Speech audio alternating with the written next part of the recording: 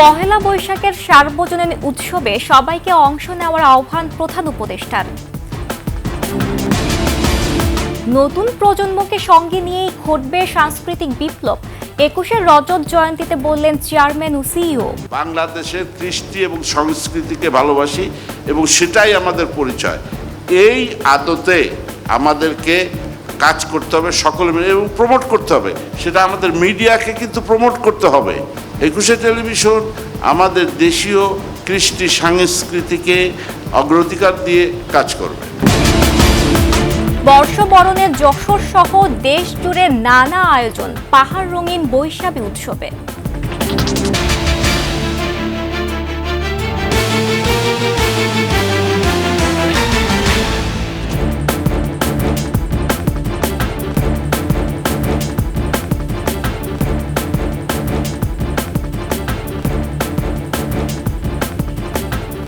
শুনছিলেন সংবাদ শিরোনাম। আমন্ত্রণ ২১এর দেশের সংবাদে, সাথে আছে আমি জান্নাতুল বুশরা।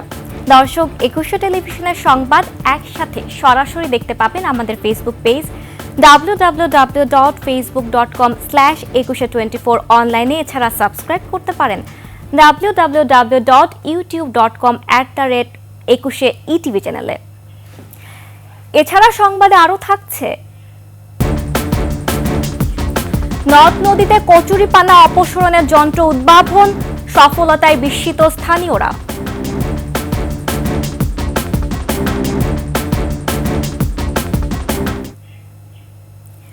প্রধান উপদেষ্টা প্রফেসর মোহাম্মদ ইউনূস বলেছেন, নানা মত, ধর্ম, রীতিনীতির মধ্যেও আমরা সবাই এক পরিবারের সদস্য। বাংলাদেশ বুদ্ধিস্ট ফেডারেশন আয়োজিত আন্তর্জাতিক বৌদ্ধবিহারে সম্প্রীতি ভবনের ভিত্তিপ্রস্তর স্থাপন অনুষ্ঠানে একথা বলেন তিনি। সবাইকে পহেলা বৈশাখের সার্বজনীন উৎসবে অংশ নেওয়ারও আহ্বান জানান প্রধান উপদেষ্টা। এদিকে শান্তি ও সম্প্রীতি রক্ষায় সেনাবাহিনী সদা প্রস্তুত বলে মন্তব্য করেছেন সেনাবাহিনী প্রধান জেনারেল ওয়াকারুজ্জামান। আরও জানাচ্ছেন সঞ্জয় অধিকারী। ঢাকার মেরুলবাড্ডায় আন্তর্জাতিক বৌদ্ধবিহারে সম্প্রীতি ভবনের ভিত্তিপ্রস্তর স্থাপন করেন প্রধান উপদেষ্টা ডক্টর মোহাম্মদ ইউনূস। পরে সেখানে মতবিনিময় অনুষ্ঠানের আয়োজন করা হয়। এতে অংশ নিয়ে সেনাবাহিনী প্রধান জেনারেল ওয়াকারুজ্জামান বলেন, সব ধর্ম বর্ণের সম্প্রীতির মাধ্যমে হিংসা বিদ্বেষবিহীন দেশ গড়ে তুলতে সেনাবাহিনী বদ্ধপরিকর। বাংলাদেশ একটা সম্প্রীতির একটা দেশ। এ দেশে হাজার হাজার বছর ধরে সকল ধর্ম, বর্ণ, গোত্র নির্বিশেষে আমরা শান্তিতে বসবাস করে আসছি। সেটারই একটা প্রতিফলন আজকের এই অনুষ্ঠান। আমরা চাই সবাই একসাথে এখানে সুন্দরভাবে বসবাস করব। সেই উদ্দেশ্যেই আমরা সবসময় কাজ করে যাচ্ছি। এ সময় আন্তর্জাতিক বৌদ্ধবিহারকে বাংলাদেশের সাম্প্রদায়িক সম্প্রীতির নিদর্শন উল্লেখ করে প্রধান উপদেষ্টা বলেন, প্রতিষ্ঠার পর থেকে এটি বৌদ্ধ ধর্মাবলম্বী সহ বাংলাদেশের জাতীয় স্বার্থ সংশ্লিষ্ট বিষয়ে গুরুত্বপূর্ণ ভূমিকা পালন করে আসছে। অতি প্রাচীন সময় থেকে এই অঞ্চলের গুরুত্বপূর্ণ শিক্ষা প্রতিষ্ঠান হিসেবে আবির্ভূত হয়েছিল এখানকার বৌদ্ধ বিহারগুলো। এগুলো আমাদের ঐতিহ্য ও সভ্যতার নিদর্শন। শুধু ধর্মীয় আচার ও শিক্ষা নয়, সমাজের জনকল্যাণকর কর্মসূচিরও কেন্দ্র ছিল এদেশের বৌদ্ধ বিহারগুলো। প্রাচীনকাল থেকেই বৌদ্ধবিহারের অবদানের কথাও তুলে ধরেন তিনি। নানা মত, ধর্ম, রীতিনীতির মধ্যেও আমরা সবাই এক পরিবারের সদস্য। এদেশের হিন্দু, মুসলমান, বৌদ্ধ, খ্রিস্টান, পাহাড় ও সমতলের বিভিন্ন সম্প্রদায় ও জনগোষ্ঠী সব মিলিয়ে এদেশের মানুষের বিচিত্র ভাষা, সংস্কৃতি, ঐতিহ্য। অনুষ্ঠানে বাংলা নববর্ষের আগাম শুভেচ্ছা জানিয়ে তিনি সবাইকে নিজ নিজ রীতিতে শান্তিপূর্ণভাবে বর্ষবরণের আহ্বান জানান। প্রত্যেকে নিজ নিজ উপায়ে নিজেদের রীতি অনুযায়ী আগামীকালকে উদযাপন করব। সঞ্জয় অধিকারী, ২১শে টেলিভিশন, ঢাকা। বিচার বিভাগের জন্য ১২ দফা সংস্কার কার্যক্রম হাতে নেওয়া হয়েছে বলে জানালেন প্রধান বিচারপতি সৈয়দ রেফাত আহমেদ।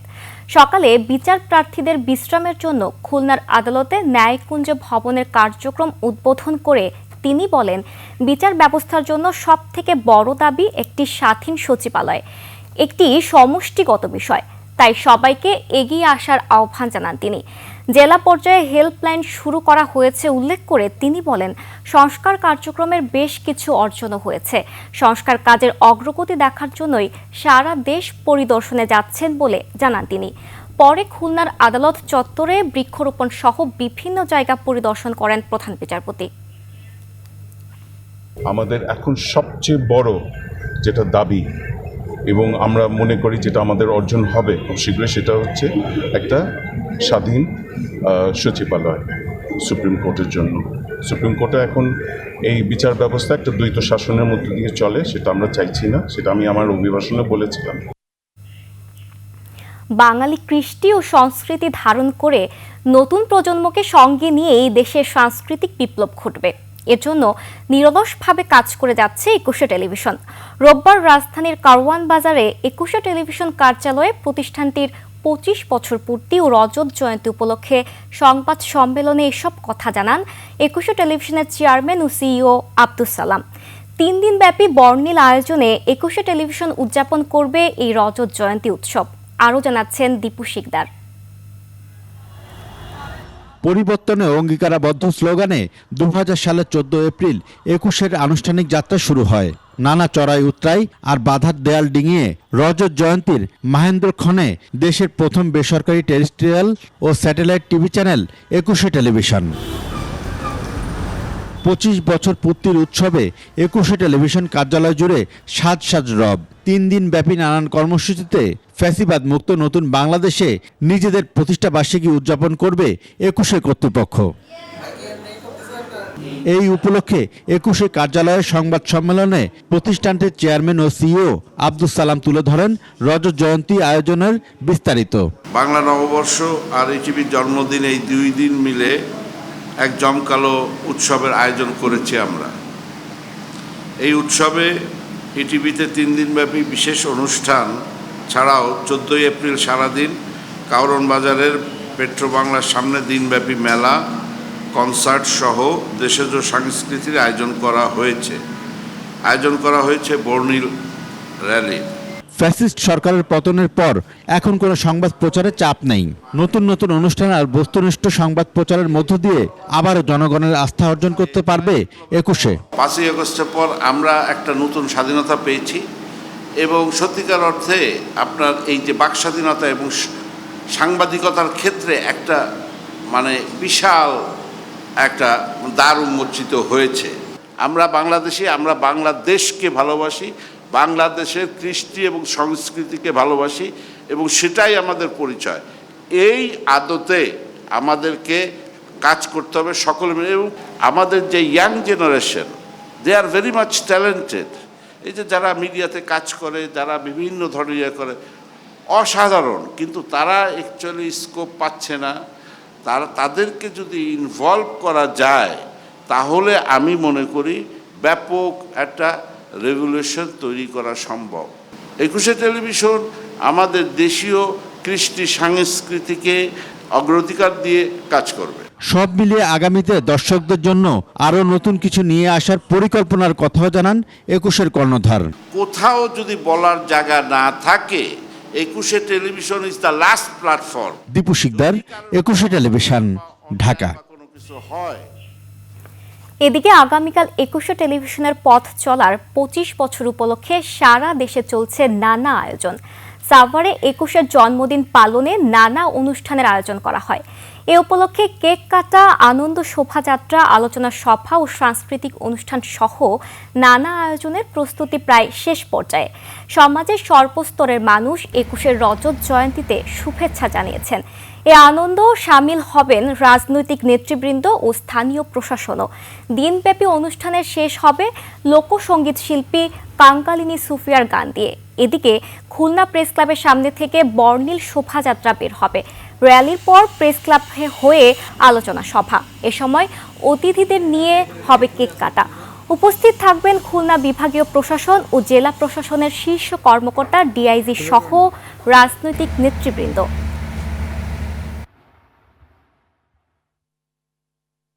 একুশে টিভির জন্মদিনে সবাইকে শুভেচ্ছা। শিবির অত্যন্ত সফলতা কামনা করছি। 21 টিভির জন্য আপনারা সবাই দোয়া করবেন। এবং আমি এই রজত জয়ন্তী উপলক্ষে 21 টেলিভিশনের পরিবারকে শুভেচ্ছা জানাচ্ছি। আগামীতেও তাদের এই ধারা অব্যাহত থাকবে এবং জনগণের প্রত্যাশা পূরণ হবে। বাংলা নববর্ষ ঘিরে পার্বত্যাঞ্চলে চলছে বৈশাখী উৎসব। নদীতে ফুল নিবেদনের মধ্য দিয়ে 3 দিন ব্যাপী পাহাড়ে পাহাড়ে এই উৎসব শুরু হয়। রাঙামাটিতে মূল বিজুর দ্বিতীয় দিনে রঙিন যেন পাহাড়ি জনপদ। খাগড়াছড়িতে বের হয় মারমা সম্প্রদায়ের বর্ণাঢ্য শোভাযাত্রা। বান্দরবনেও চলছে সপ্তাহব্যাপী সাংগ্রাই উৎসব। পার্বত্য প্রতিনিধিদের তথ্য ছবিতে ডেস্ক রিপোর্ট। রাঙামাটিতে চলছে বিজু উৎসব।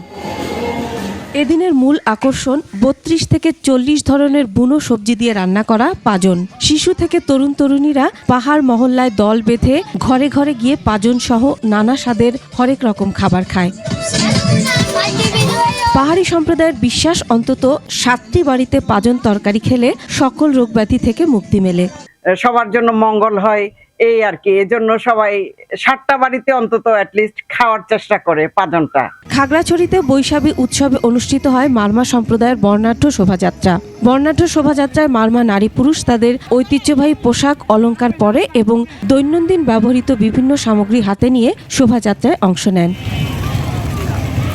র্যালি শেষে হয় বয়স্কদের পুণ্য স্নান ও বিভিন্ন খেলাধুলার আয়োজন। সংগ্রাম বয়ানক সবার জীবনের সুখ শান্তি। র্যালি শেষের পর পানি খেলা হবে, তো আমরা অনেক খুশি। গ্রাম থেকে আগত 100 জন আরো উপরে এই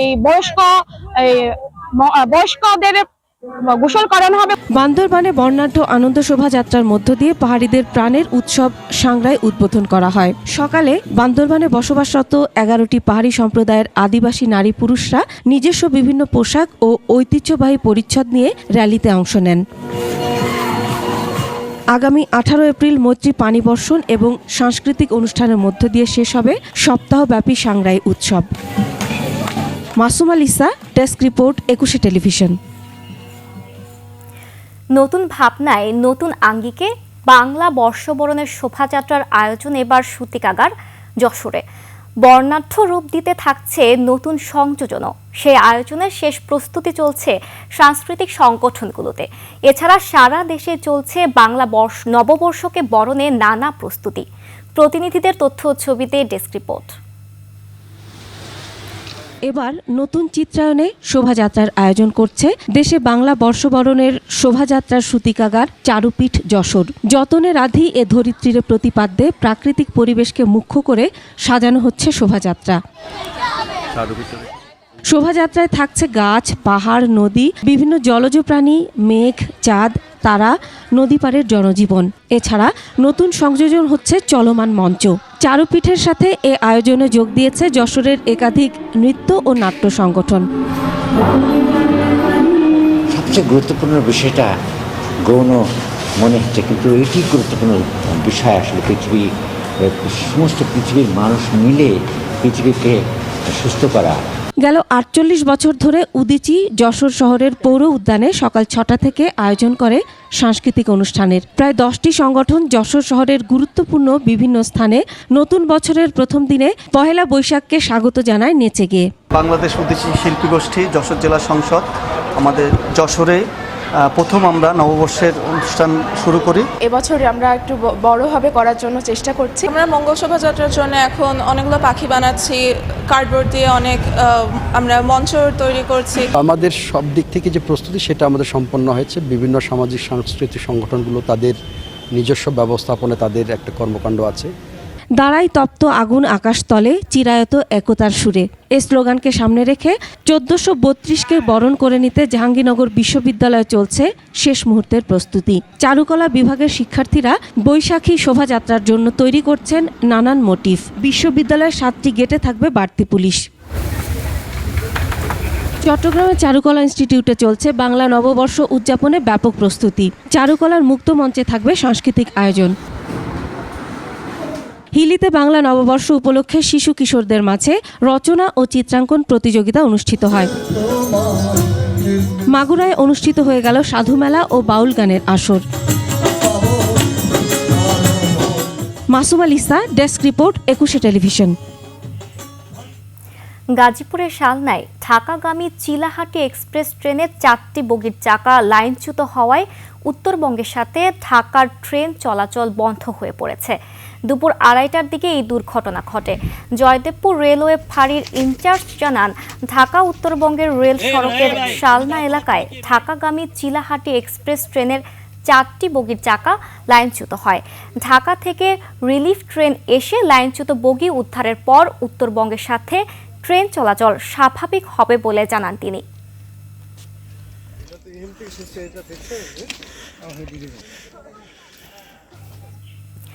নেদারল্যান্ডসে রপ্তানির জন্য গাজীপুর থেকে চট্টগ্রাম বন্দরে পাঠানো 40 লাখ টাকার তৈরি পোশাক চুরির ঘটনায় জামাল ও রাকিব নামে দুজনকে গ্রেফতার করেছে পুলিশ।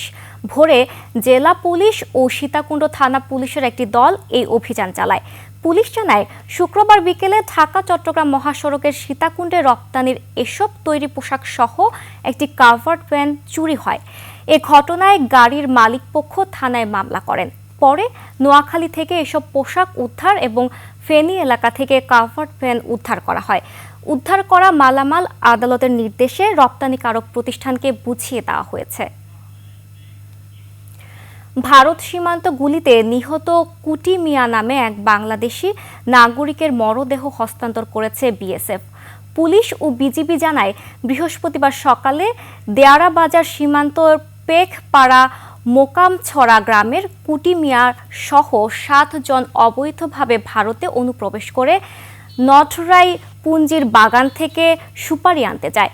বাগানের মালিক ভারতীয় খাসিয়ারা তাদের ধাওয়া দিলে 6 জন ফিরে আসতে পারলেও কুটি মিয়া সেখানেই গুলিবিদ্ধ হয়ে মারা যান।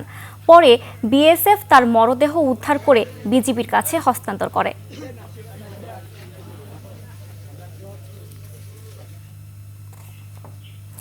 নদ নদীতে কচুরিপানা অপসারণের যন্ত্র উদ্ভাবন করেছে যশোরের ভবদহের প্রদীপ বিশ্বাস। এই যন্ত্র ব্যবহারে সফলতা দেখে বিস্মিত এলাকার মানুষ। যশোর প্রতিনিধি শিকদার খালিদের তথ্য ছবিতে ডেস্ক রিপোর্ট। ডিঙ্গি নৌকার উপর ইঞ্জিন চালিত মেশিন দিয়ে দ্রুত কেটে ফেলছেন কচুরিপানা। কম খরচ ও পরিশ্রমে জলাশয়ের শ্যাওলা ও কচুরিপানা অপসারণ দেখে বিস্মিত এলাকার মানুষ।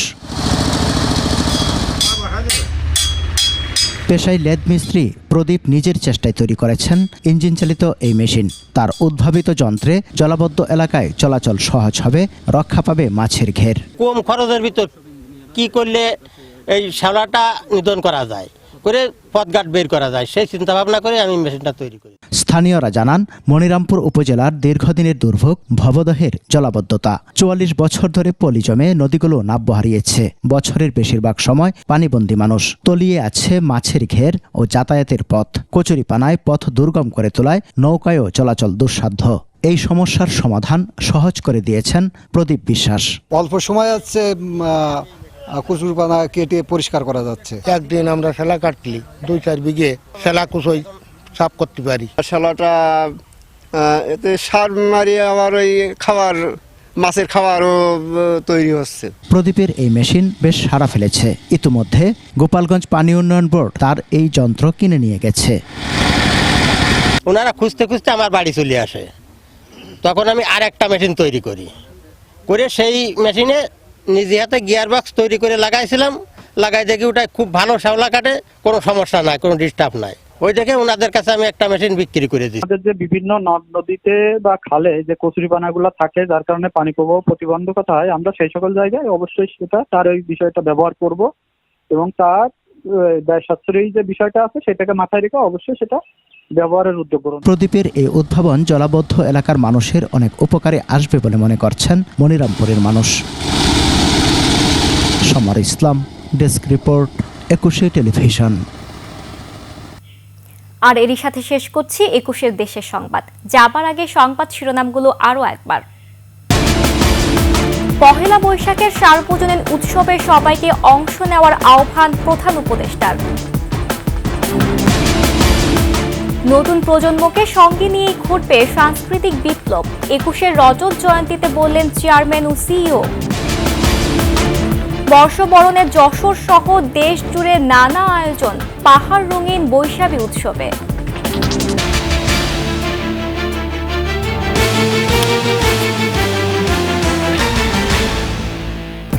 সর্বশেষ সংবাদ জানতে ডায়াল করুন 2021 নম্বরে আর ভিজিট করুন ekushe-tv.com ওয়েবসাইটে।